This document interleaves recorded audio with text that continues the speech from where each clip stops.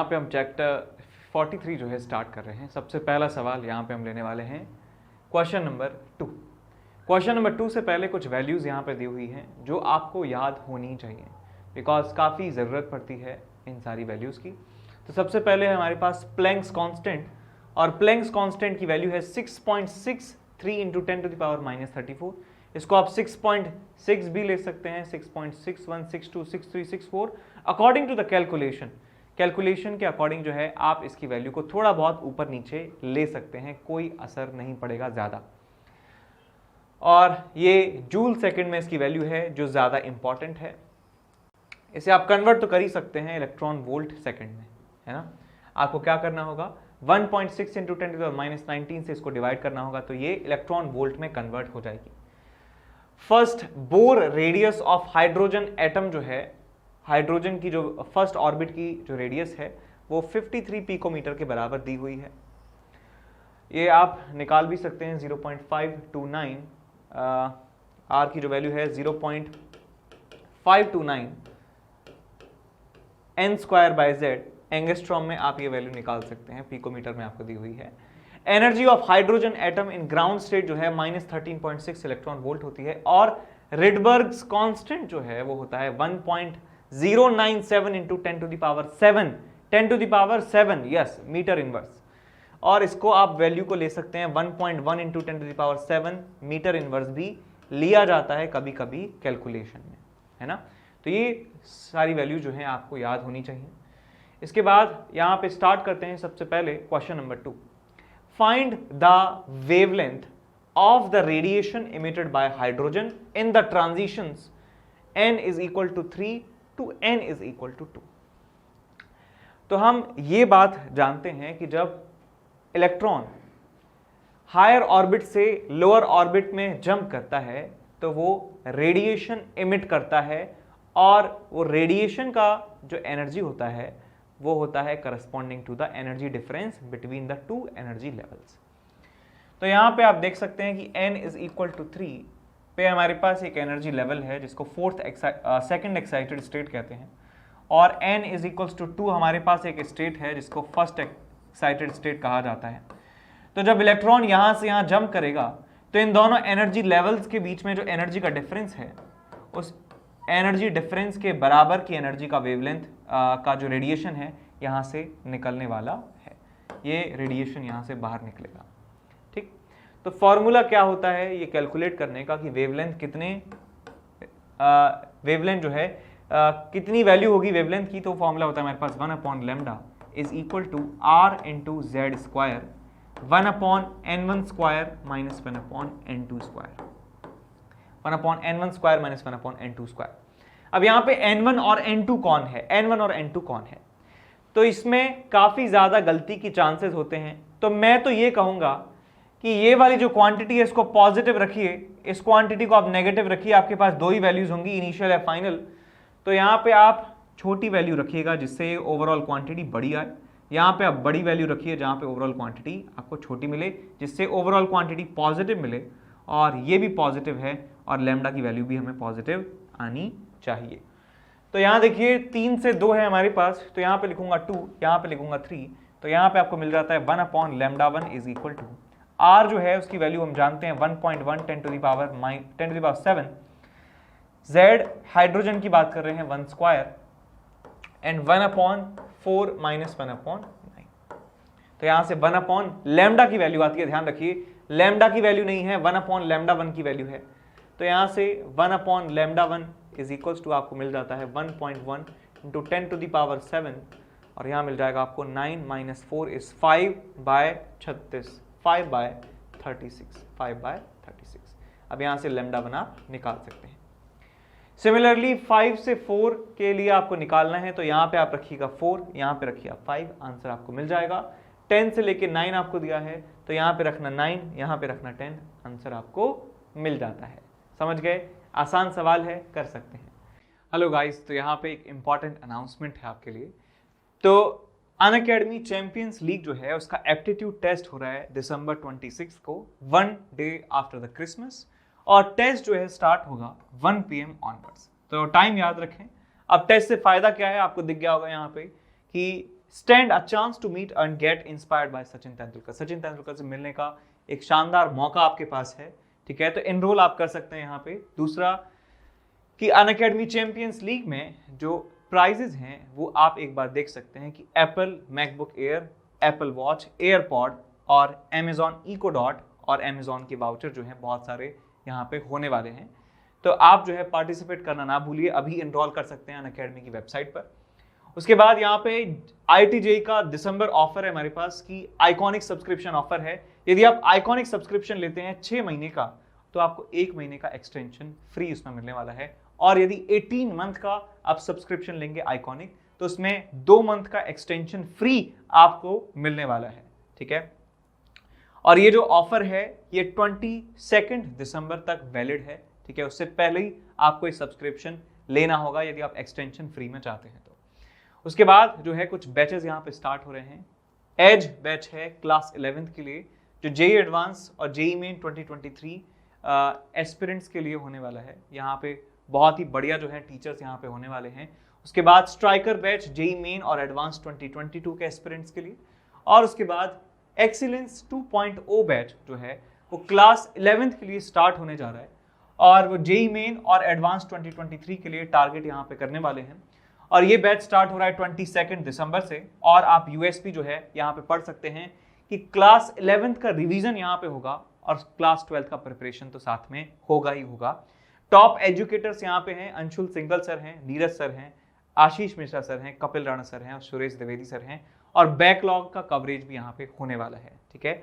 तो आप इस बैच में एनरोल कर सकते हैं। ये बैच स्टार्ट हो रहा है 22 से, ये भी 22 से, ये भी 22 से स्टार्ट ये हो रहे हैं।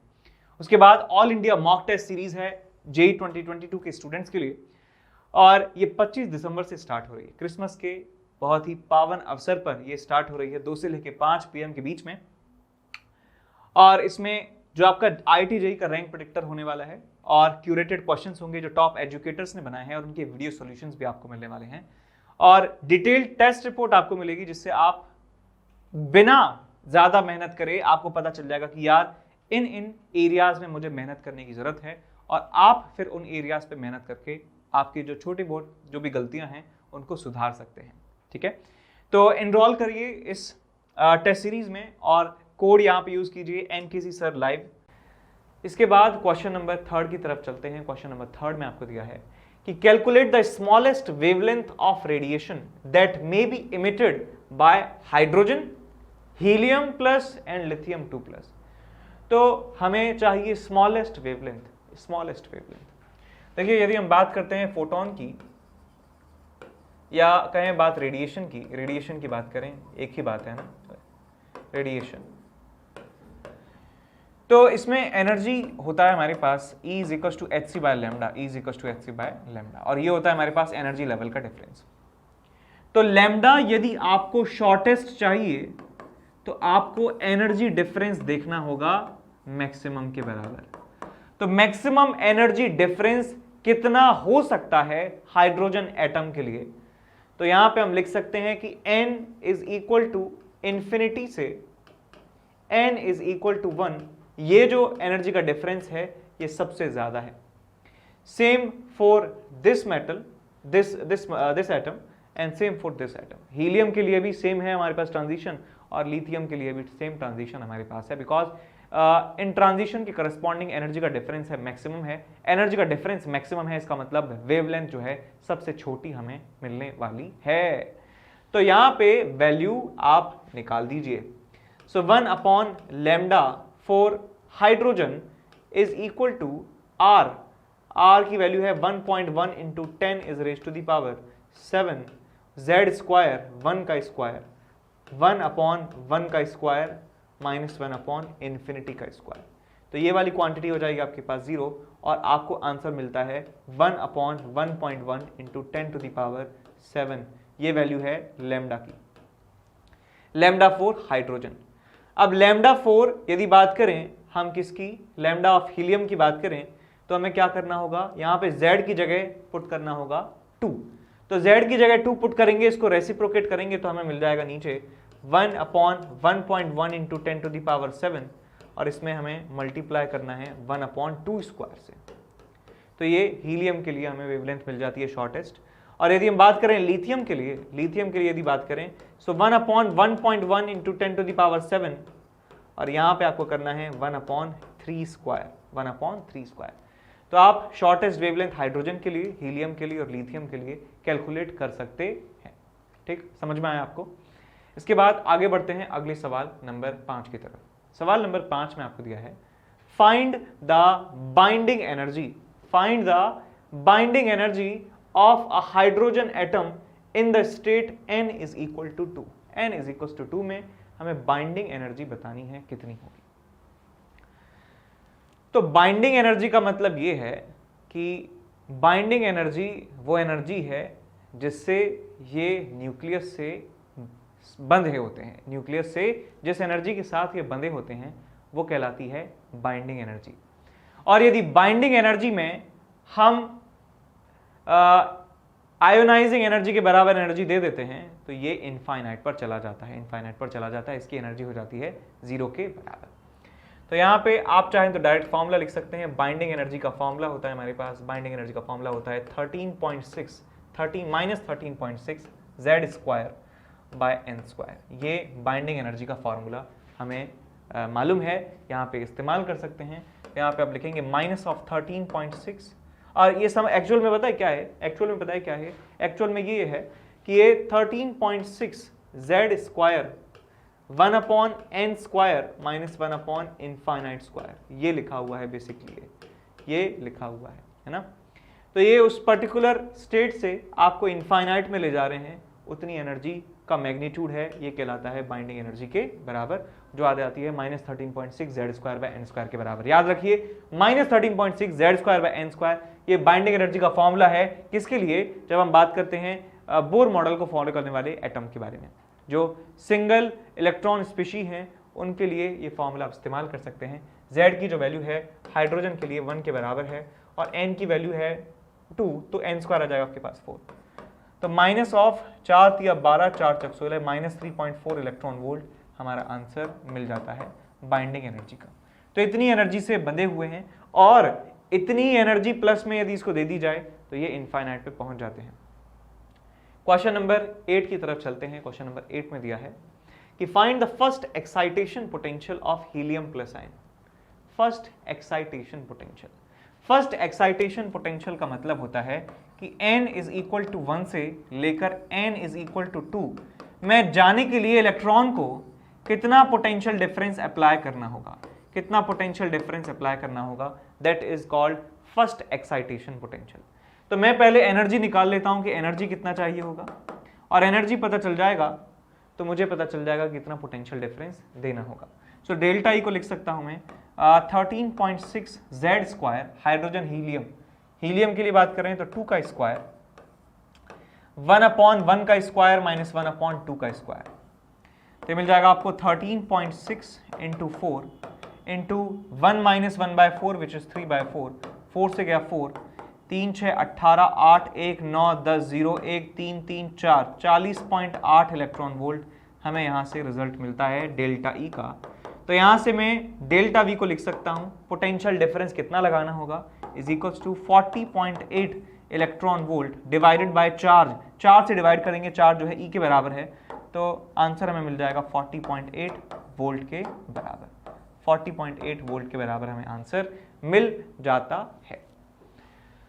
फिर पूछा गया है कि find the ionization potential of lithium 2+ ion. Ionization का मतलब है कि इसको उड़ा के इनफाइनाइट पे पहुंचा देना है। अब क्योंकि हमें कोई स्टेट दी नहीं है तो हम ग्राउंड स्टेट से इसको मानेंगे, तो हमें ग्राउंड स्टेट से उड़ाना है लिथियम 2+ आयन को। तो यहाँ पे हम फॉर्मूला या तो लगा लीजिए यही वाला कि डेल्टा ई जो हमें रिक्वायर्ड होगा that will be 13.6 Z² hydrogen helium lithium 3² 1/1² - 1/∞², ठीक है। या फिर आप इसे बाइंडिंग एनर्जी के बराबर एनर्जी दे दीजिए, तो आ जाएगा आपके पास आंसर 13.6 × 9 आ जाएगा आपके पास 9 6 54 4 5 27 32 2 3 9 12। सो 122.4 इलेक्ट्रॉन वोल्ट के बराबर हमें ये हमें मिल जाती है एनर्जी, आयोनाइजेशन की एनर्जी। अब आयोनाइजेशन पोटेंशियल आपको निकालना है तो इसको E से डिवाइड कर दीजिए तो आंसर मिल जाएगा 122.4 वोल्ट के बराबर। हमने E से डिवाइड कर दिया, 4 से डिवाइड कर दिया तो हमें आंसर मिल जाता है 122.4 वोल्ट के बराबर। ठीक है, समझ गए ना अच्छे से। अब चलते हैं अगले सवाल की तरफ। सवाल है हमारे पास सवाल number 9। A group of hydrogen atoms are prepared in n is equals to 4 states. List the wavelengths that are emitted as the atom makes transition and return to n is equals to 2 state.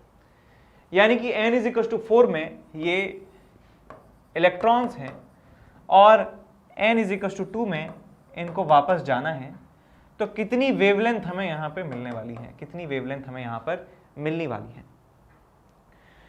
तो number of different wavelengths in a particular transition या maximum number of spectral lines एक ही बात होती है। तो यदि मैं कहूं यहां पे maximum number of spectral lines या कहूं मैं maximum number of different wavelength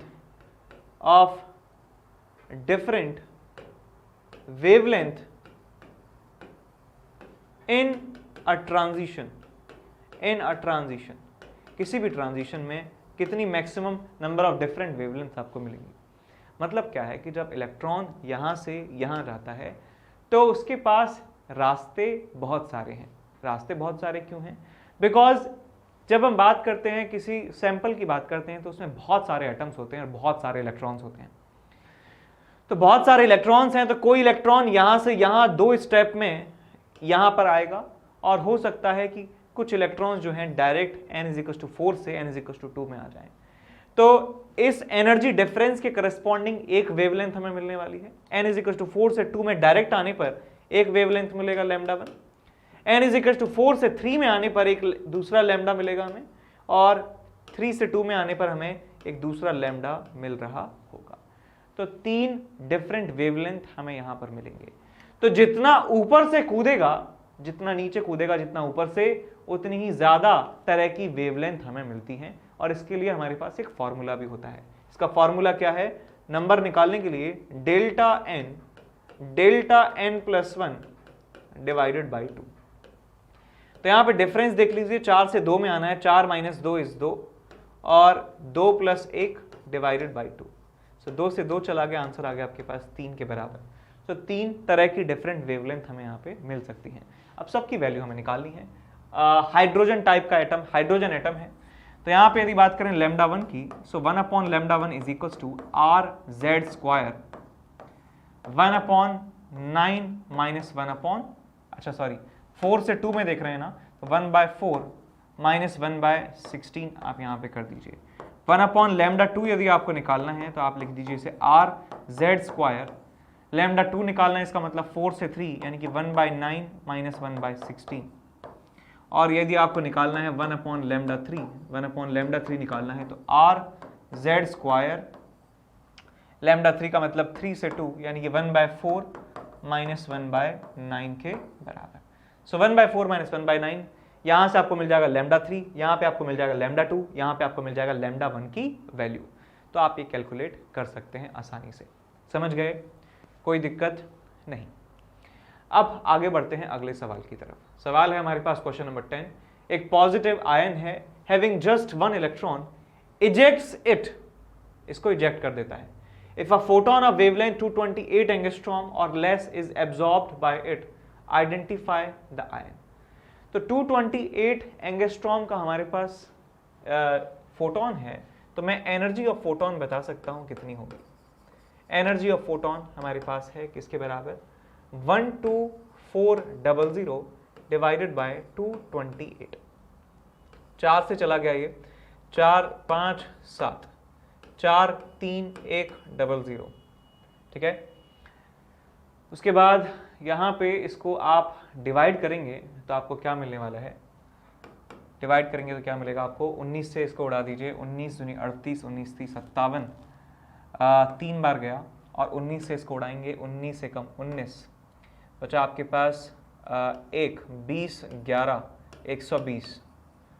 सो 19 95 और 94 के बाद 115, 114, तो 6 टाइम्स ये चला गया, तो यहाँ से बचा 115, यहाँ बचा आपके पास 50, 19 दूनी 38, 19 तीस 57, 19 दूनी 38, बचा आपके पास 12, एक जीरो और लगा दिया, 162.6 डिवाइडेड बाई 3, तो आपको मिलेगा यहाँ पे 3 से क्या 5, 1 3 चौक 12, 3 दूनी 6, तो ये इलेक्ट्रॉन वोल्ट एनर्जी आपको यहाँ पे मिल जाता है। 54.2 इलेक्ट्रॉन वोल्ट के बराबर एनर्जी उसने एब्जॉर्ब की है, और just having one electron ejects, ये इसने एब्जॉर्ब कर लिया है। तो हमें आयन जो है उसको आइडेंटिफाई करना है कि कौन सा ऐसा आयन है, ठीक है। तो इजेक्ट करने का मतलब है कि वो इनफाइनाइट पे पहुंच चुका है, तो हमें यहाँ पे लिख सकते हैं कि 13.6 जेड स्क्वायर, यानी कि ये जो क्वांटिटी है, ये जो वैल्यू है एनर्जी की, ये बाइंडिंग एनर्जी के बराबर है, ये आयोनाइजेशन एनर्जी के बराबर है। तो 13.6 Z square by N square is equals to 54.2 आपको मिल जाता है। तो यहाँ से जेड स्क्वायर की वैल्यू आपको मिल जाती है 54.2 डिवाइडेड बाय 13.6, अप्रॉक्सीमेटली ये 13 चौक 52, 4 के आसपास है, तो जेड की वैल्यू आपको मिल जाती है 2 के बराबर। इसका मतलब ये हीलियम की बात कर रहे हैं, हीलियम प्लस एटम की बात यहाँ पे की जा रही है। समझ गए कैसे किया हमने? तो ऐसे सवाल आपको यहाँ पे करना है। अब चलते हैं अगले सवालों की तरफ।